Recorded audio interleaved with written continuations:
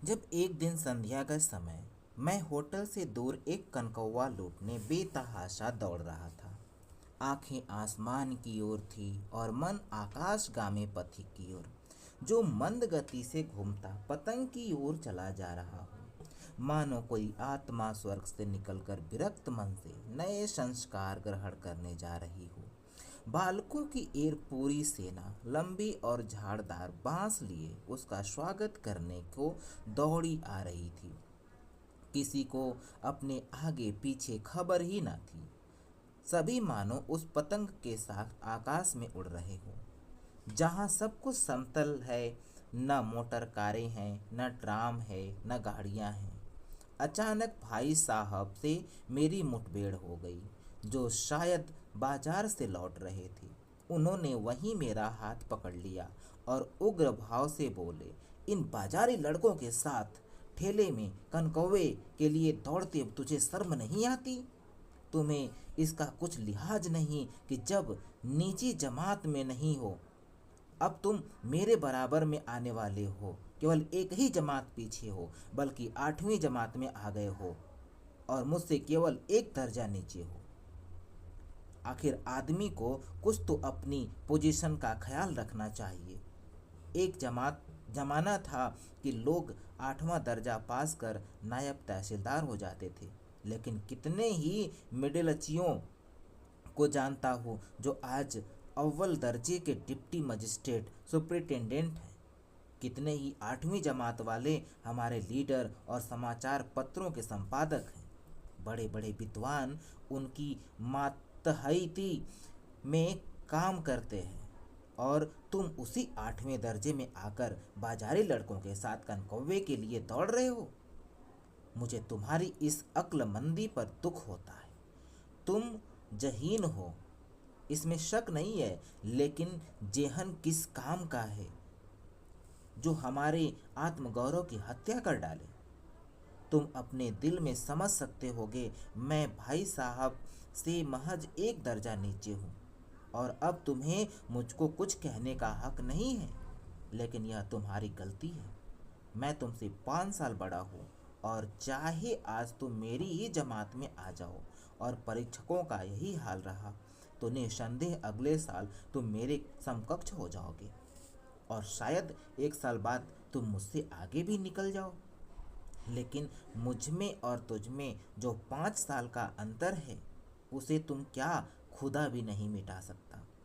मैं तुमसे 5 साल बड़ा हूँ और हमेशा रहूँगा। मुझे दुनिया का और ज़िंदगी का तजुर्बा है। तुम उसकी बराबरी नहीं कर सकते, चाहे तुम एमए, डीफिल और डिलीट ही क्यों ना कर लो। समझ किताबें किताबें पढ़ने से नहीं आती, दुनिया देखने से आती है।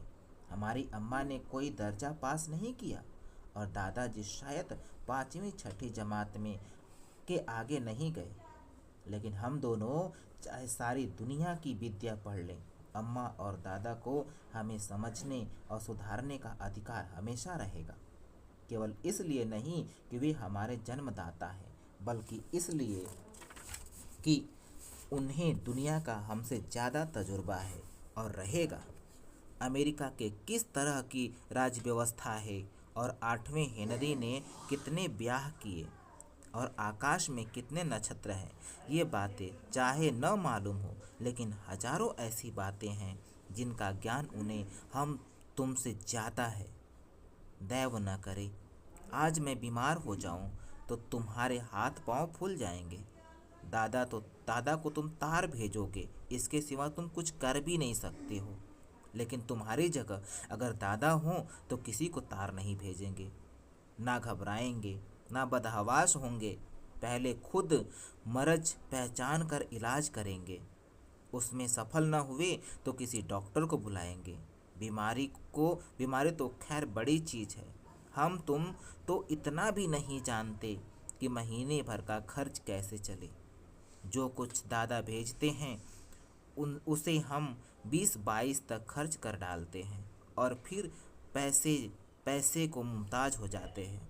नाश्ता बंद हो जाता है, धोबी और नाई से मुंह चुराते लगते हैं।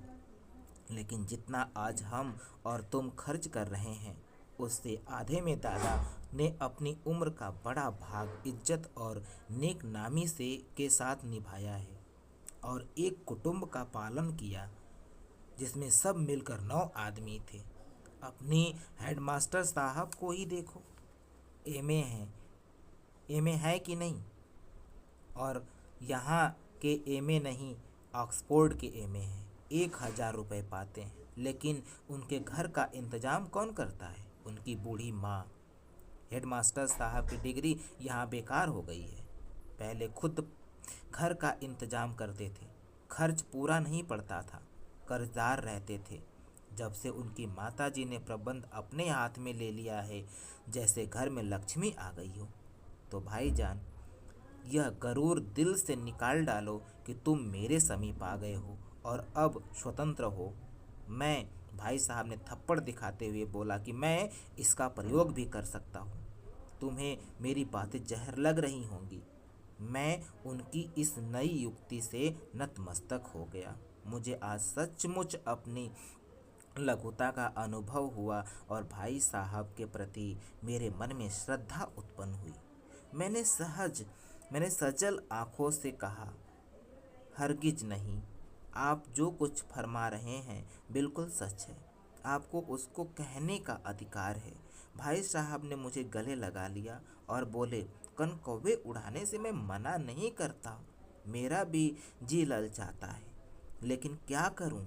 खुद बेराह चलूं तो तुम्हारी रक्षा कैसे करूंगा? यह कर्तव्य भी मेरे ही तो सिर है। संयोग से उसी वक्त एक कटा हुआ कनकौवा हमारे ऊपर से गुजरा। उसकी डोर लटक रही थी। लड़कों का एक गोल पीछे पीछे दौड़ता आ रहा था। भाई साहब लंबे हैं, उछलकर उसकी डोर पकड़ ली और बेतहाशा हॉस्टल की तरफ दौड़े। मैं भी पीछे पीछे दौड़ता रहा। तो मेरे प्यारे साथियों, आज ये मेरे कहानी का आखिरी भाग था। अगर आपको बड़े भाई साहब कहानी अच्छा लगा हो तो कमेंट बॉक्स में अपनी राय ज़रूर शेयर करें। धन्यवाद।